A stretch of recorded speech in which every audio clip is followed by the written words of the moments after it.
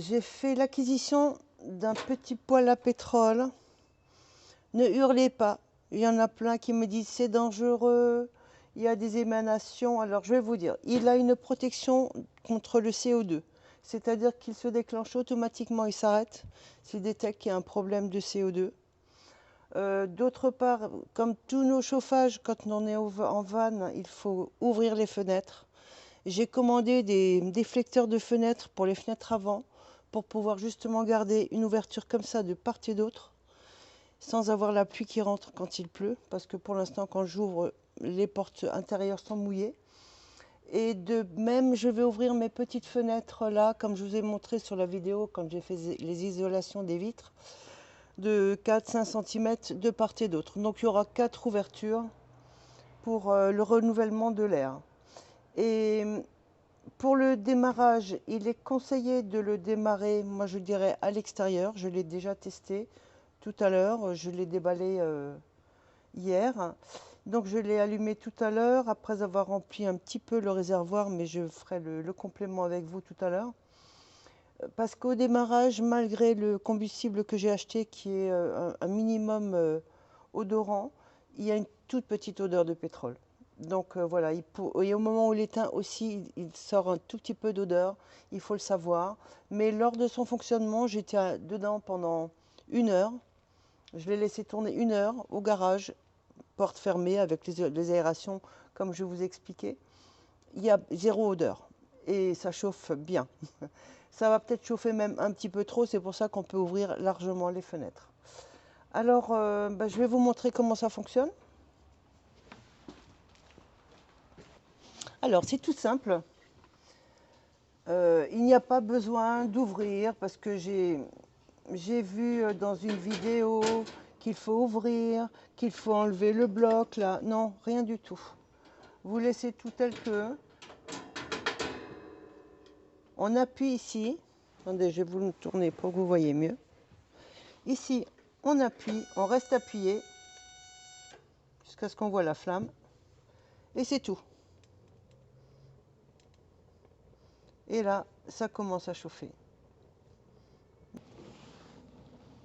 Voilà, donc il est en train de monter en puissance. Il y a une partie intérieure du cylindre qui va devenir rouge. Alors, j'ai donc testé pendant 1 heure, parce que voilà, je ne vais pas le tester au moment où je vais partir. Ici, c'est tempéré, ça ne sera jamais brûlant. La grille, elle, oui, sera chaude. Les côtés, 0, froid. Ici, froid. Ici, froid. Derrière, froid. Donc, il y a 0 risque, hein, sérieux. Et donc, moi, quand je vais être dans mon van, je vais le positionner comme ça. Ici. Donc, il n'y a vraiment aucun risque. Et de toute manière, je ne le laisse pas allumer la nuit. C'est le soir, quand je suis dans mon van, qui fait 2 degrés dehors ou en dessous de 0, et qui a quand même vraiment besoin de se chauffer. Alors me direz-vous, oui, mais tu as acheté le petit chauffage que tu places sur le gaz. Oui, effectivement, mais je trouve que ça me consomme peut-être quand même pas mal de gaz.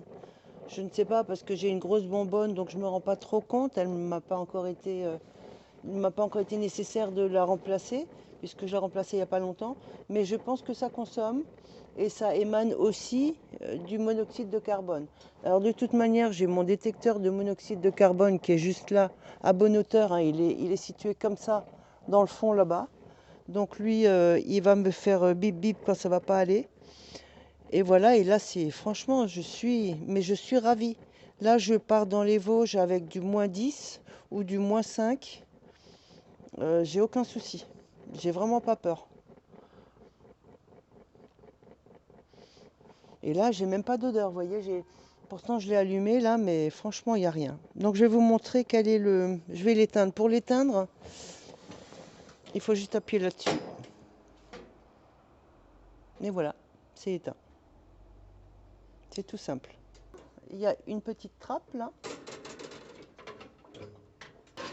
Donc, on sort le réservoir. Et on va aller le remplir ensemble. Enfin, faire le complément. Ici, il y a un niveau qui indique où ça se trouve.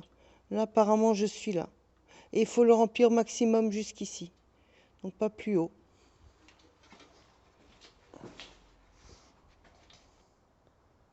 J'ai acheté Tosaïne Plus.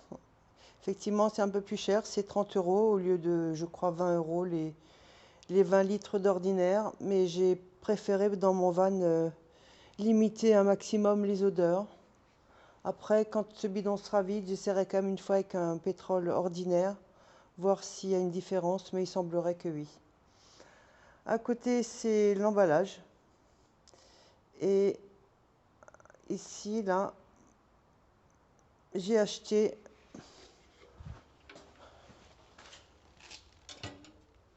une petite pompe à main qui permet donc de remplir sans en mettre partout. Parce que hier, quand j'en ai rempli un petit peu, j'ai pris un entonnoir, mais le bidon étant très très plein, c'était un peu compliqué. Donc là, on va utiliser ce système. Donc la partie rigide, on la met là.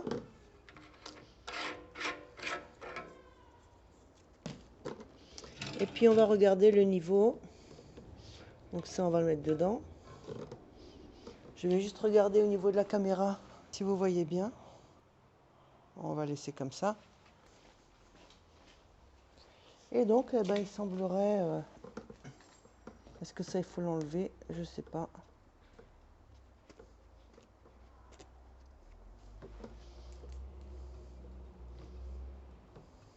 Non, il faut le serrer. Parce que quand on ouvre, il y a de l'air. Et ça pompe rien. Et voilà. Ah ouais, c'est vraiment génial.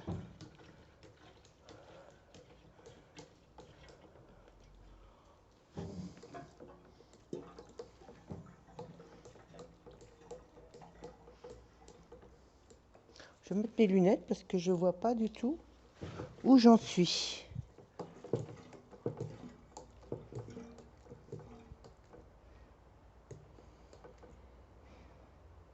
Voilà, ils disent qu'il faut s'arrêter là.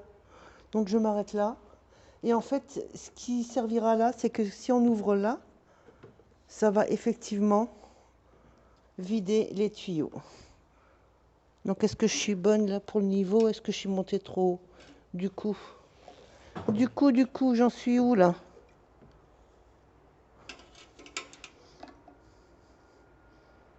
Moi, je dirais que j'en ai un peu trop. Donc on va faire l'inverse.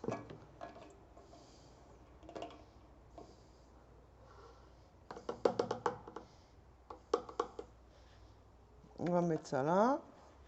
Ça ici. On va fermer l'aération. Voilà.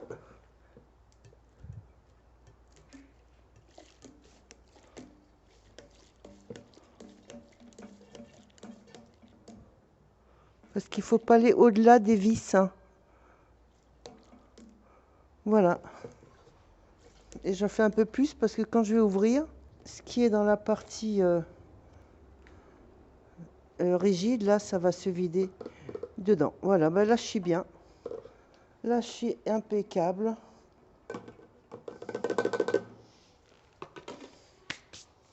Et voilà. Donc, il y a un bouchon de sécurité.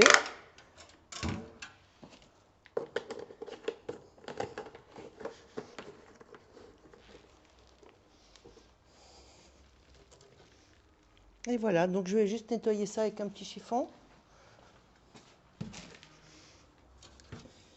Si ça coule un petit peu à côté, c'est vraiment pas un souci. Parce que le pétrole, en fait, s'évapore et il n'y a plus d'odeur du tout après. Hein.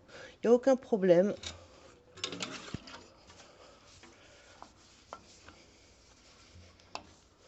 Alors, l'autonomie, c'est prévu pour... zut, je ne me rappelle plus. Attendez que je me souvienne. Ça consomme 230 centilitres à l'heure. Et on a 3 litres d'eau là-dedans. Donc ça fait grosso modo dans les... Pour 1 litre, ça fait 4 heures, x 3, 12, et encore une fois, ça fait encore une demi-heure. Donc à peu près 12h30, 13h. 13 heures d'utilisation. Je trouve que c'est pas mal. C'est bien moins que ce que me consomme, je pense, le gaz. Donc je vais le repositionner dedans.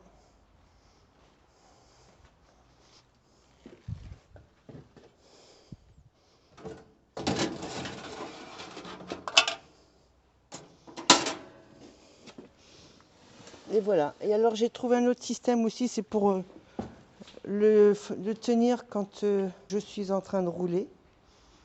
Voilà. Donc la ceinture qui vient de là-haut, qui était donc des sièges qui étaient avant installés. Et donc je passe ma ceinture, et ici j'ai mis un crochet. Donc j'attache la ceinture au crochet, je la fais passer ici, voilà, derrière le meuble, comme ça. Donc ça, en fait, ça ne tient pas grand-chose. Ce qui tient, c'est cette partie-là, ici, là, qui vient passer là en dessous. Et donc qui tient le poil. Voilà, ça bouge vraiment pas pendant que je roule. Donc ça, c'est pour la fixation. Je vous parlais tout à l'heure de monoxyde de carbone. On ne le voyait pas parce que j'étais trop basse. Donc il faut que je vous le montre. Donc mon détecteur, il est là. Donc il a hauteur du petit poil. Et le poil en lui-même a un détecteur de CO2 qui fait qu'en cas de problème, il s'arrête automatiquement. S'il venait à se renverser, il s'arrête également, il se stoppe. Donc vraiment, il y a un maximum de sécurité. Et puis ici, on a un voyant bleu, qui est donc le voyant du pétrole, et qui vire au rouge total. Quand il arrive au rouge total, il reste 1 heure de chauffe. Voilà. Donc moi, je suis très contente pour ce chauffage, parce qu'en hiver, c'est quand même le gros problème. Et bien évidemment qu'on ne le laisse pas tourner quand on se couche. On éteint tout quand on se couche, et on se couche avec des bonnes épaisseurs. J'ai une couette là, j'ai une autre couette, hop, en dessous, une deuxième couette là. Et je peux vous dire qu'avec tout ça, je n'ai pas froid. En plus de ces 2 couettes et de cette surcouverture, j'ai en plus mon gros pyjama que vous connaissez, gros pyjama panda avec mes chaussons poncho qui tiennent vraiment chaud. Franchement, la nuit, je suis bien, j'ai pas froid du tout, du tout.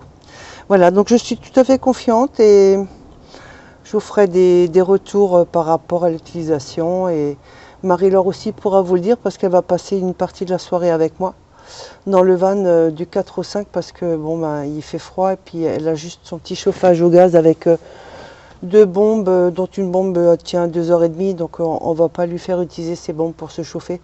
Elle va venir avec moi, passer la soirée avec moi dans le van. Voilà. Allez, bisous à tous, à bientôt, au revoir.